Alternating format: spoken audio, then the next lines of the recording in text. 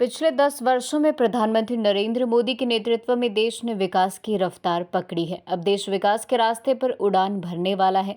भाजपा कांगड़ा चंबा के लोकसभा प्रत्याशी राजीव भारद्वाज ने पालमपुर विधानसभा क्षेत्र के जिया दराटी हंगलो सिद्धपुरी सरकारी खलेट व टांडा राजपुर में चुनावी जनसंवाद के दौरान कहा कि जिस तरह जब एक विमान उड़ान भरने वाला होता है तो उस समय पायलट को नहीं बदला जाता, वैसे अब देश भी उड़ान भरने वाला है और प्रधानमंत्री नरेंद्र मोदी इस उड़ान के पायलट है। वह देश को नई ऊंचाइयों पर पहुंचाने के लिए तैयार है। जनता ने फिर से मोदी को प्रधानमंत्री बनाने का इरादा कर लिया है। उन्होंने कहा कि मोदी के नेतृत्व में देश ने रफ्तार पकड़ी है और मोदी की गारंटी पर जनता को पूर्ण विश्वास है। प्रत्याशी भारद्वाज ने कहा कि प्रदेश में ऐसा माहौल है जो कि साफ तौर पर ये बता रहा है कि अब की बार प्रधानमंत्री मोदी 400 पार करके 4 जून को सरकार बनाएंगे। उन्होंने अपने चुनावी अभियान के दौरान कहा कि प्रधानमंत्री मोदी के नेतृत्व में भारत अपनी पहचान अग्रणी तौर पर दुनिया में बना पाया है। उन्होंने अपने प्रतिस्पर्धी आनंद शर्मा के बयानों का तीखा और करारा जवाब देते हुए कहा कि कांग्रेस को कभी भाजपा के किए विकास कार्य नजर नहीं आए और आएंगे भी कैसे। उनकी नजरों पर तो भ्रष्टाचार व गांधी परिवार की काली पट्टी बंधी हुई है और जब तक ये पट्टी हटेगी नहीं तब तक उनका ना ही विजन साफ होगा ना नियत करता है। और भारतीय जनता पार्टी की अनुशासित पार्टी है।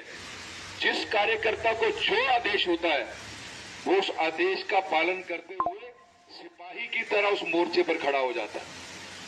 तो मुझे इस बार आदेश हुआ कि आपको लोकसभा का चुनाव लड़ना है। हम मोर्चे पर खड़े हो गए, लेकिन सेनापति आप हैं, सेनापति आप हैं, ये मैं आपसे प्रार्थना करने आया हूं। इतना बढ़िया वातावरण, इतना बढ़िया माहौल मैंने पहले कभी नहीं देखा। मैं 37 सालों से पार्टी में काम कर रहा हूं कार्यकर्ता के रूप में, और मैंने 7 लोकसभा के चुनाव लड़वाए हैं और प्रभारी के रूप में लड़वाए हैं, एक अग्रणी कार्यकर्ता के रूप में लड़वाए हैं, 5 श्रद्धेय शांता कुमार जी को लड़वाए हैं, एक आदरणीय किशन कपूर जी को लड़वाया है, एक राजन सुशांत जी को लड़वाया। 8वां लड़ने का सौभाग्य मुझे मेरी पार्टी ने दिया है।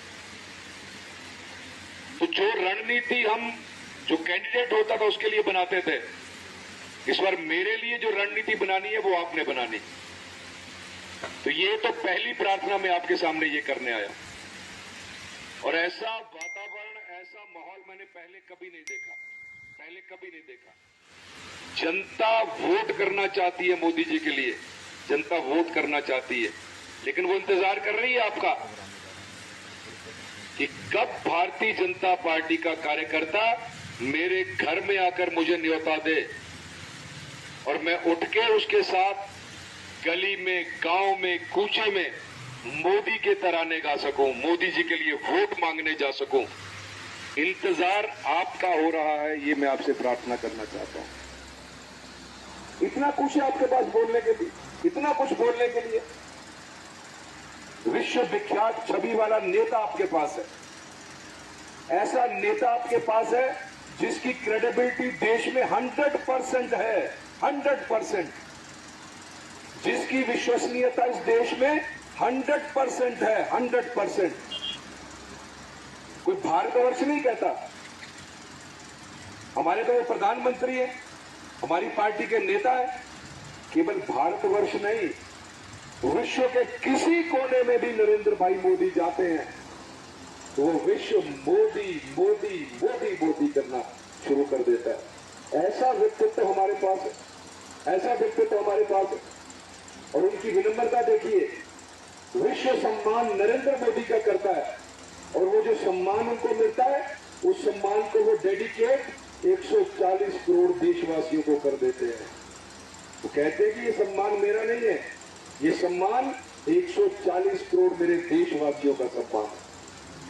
ऐसा व्यक्तित्व, ऐसा करिश्माई नेता, ऐसा विजनरी नेता कहां मिलेगा हमें? इतना कुछ आपके पास बोलने के लिए है। आयुष्मान भारत योजना, जिसके विषय में कहा, करीब 5 लाख रुपए का इलाज किसी भी बड़े से बड़े हॉस्पिटल में करवा सकता है। ये किसने दिया? मोदी ने दिया। अब जो अपना संकल्प पत्र तो 2024 का है, मोदी जी ने ये कहा है, ध्यान से सुनिएगा, 70 वर्ष के जितने हमारे बुजुर्ग हैं, 70 वर्ष के, जाति का कोई बंधन नहीं, चाहे वो स्वर्ण है, चाहे वो ओबीसी है, चाहे वो शेड्यूल कास्ट है, चाहे वो शेड्यूल ट्राइब है, कोई जाति का बंधन नहीं और कोई इनकम का क्राइटेरिया भी नहीं। तो पहले तो कोई योजना होती तो पटवारी आ जाना होता है।